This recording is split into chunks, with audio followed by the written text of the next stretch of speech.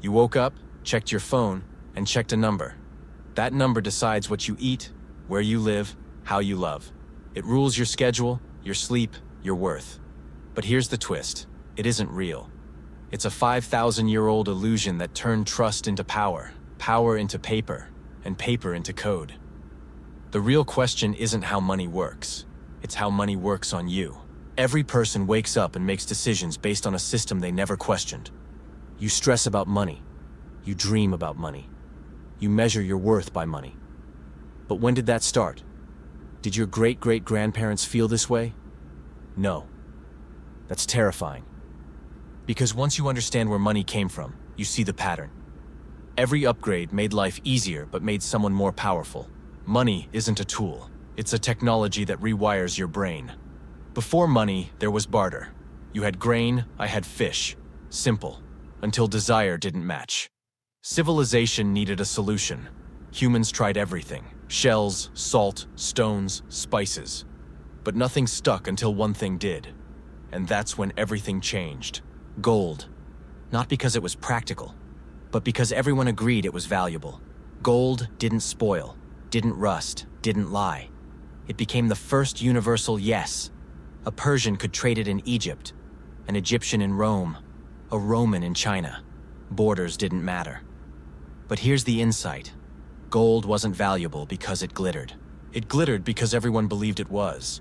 That was humanity's first collective hallucination. We organized civilization around a rock because we agreed it meant something. And once that agreement existed, the rock had more power than any king. Around the 7th century in China, merchants solved a problem. They created paper receipts backed by gold vaults. Instead of carrying physical gold, you'd carry a promise. This paper entitles you to X amount of gold. Genius. But governments realized if people trusted the paper more than they wanted the gold, they could print belief on command. Money stopped being something you held and became something you believed in. Then they printed more paper than they had gold to back it. Elegant fraud. The entire system ran on the assumption that not everyone would check the vault at once. And it worked, until it didn't. This is where it gets dark. Governments printed more paper than they had gold. People worked to repay it. More money entered the system. But there was always less actual value than paper claiming to represent it. The entire system runs on the assumption that not everyone checks the vault at once. In 1929, they did. The vaults were empty. The paper meant nothing. Millions lost everything. Governments learned a lesson. Never let people check the vault again. 1971. Richard Nixon drops the gold standard. For the first time in human history, money wasn't tied to anything physical. A dollar's value was backed by belief, confidence, the collective agreement that a piece of paper was worth something. When people believe the system works, it does. When they don't, entire economies collapse overnight. That's not finance, that's psychology. And Nixon didn't ask permission. He just declared it.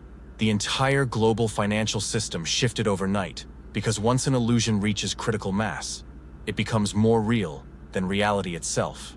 Money doesn't just move markets, money moves hormones. When you're secure, dopamine flows. Your rational brain lights up. But when you're broke, your body floods with cortisol. Your fear center hijacks your brain. Fight, flight, or freeze. All creativity shuts down. You just survive. That's why money feels emotional, because it literally is. Every dollar is a neurochemical state. Your salary is your baseline cortisol level. Your rent is your threat level. Your savings are peace of mind encoded in your nervous system. This is why poverty is so hard to escape. Your brain operates under constant threat. You can't think yourself out of it. You're chemically trapped. Then came the screen. Money went digital. You didn't see it. You didn't touch it. Just a number. When you swiped a card, your brain didn't register a loss. A number decreased. That's it. Friction disappeared. When money was physical, you felt it leave your hand. Your nervous system registered the exchange. But with digital money, you tap. A number changes. That's it. Convenience became control. Governments could print trillions at will. During COVID, they literally printed it into existence. Not because it existed, but because they agreed it existed. Look at every financial collapse. 1929, 1987, 2008, 2020, 2023. Economists blame bad loans, risky derivatives, overvaluation. But the real cause, underneath it all, is the same thing: trust failure. When people stop believing the story is true, the story disintegrates. The graphs plummet. Headlines scream panic. People rush to withdraw money. But it all traces back to one moment: belief decay. Someone realizes the emperor has no clothes. That someone tells a friend. That friend tells another. The collective hallucination shatters. What was worth 1 million is now worth nothing. Not because anything changed, but because the story changed. 2009. Bitcoin. A rebellion coded in binary. No kings, no banks, no permission. Don't trust people. Trust math. Revolutionary. For the first time, money could exist without central authority.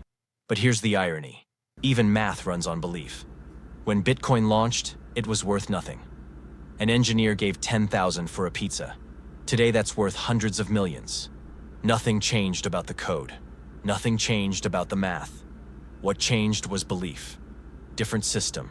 Same psychology. The evolution of money isn't about coins or crypto.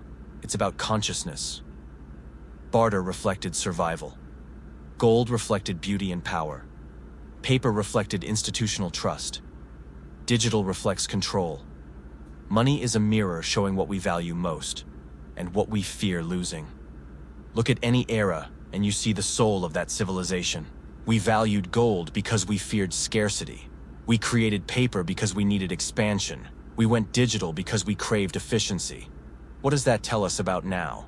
We're building AI-powered systems, algorithmic trading, invisible flows. We want control. We're terrified of chaos. Next time you open your banking app, don't just see numbers. See belief. A collective story written in code, maintained by emotion, powered by you. See the people designing it. They understand psychology better than you. They know most people will never question it. We've been hypnotized by 5,000 years of belief. Money isn't evil, it's energy. The moment you see it clearly, you have a choice. Keep playing by rules written by others, or understand it and build something different. Maybe the final evolution isn't physical or digital. Maybe it's psychological. And maybe the moment you see it clearly, you stop being controlled by it. If that hit a nerve, subscribe. Next episode: how one nation turned that illusion into global dominance, and why every empire runs out of belief. How the US dollar became the world's reserve currency. Why that's cracking. What replaces it when it breaks. The story continues, and you need to understand it. Because the evolution of money is the evolution of us.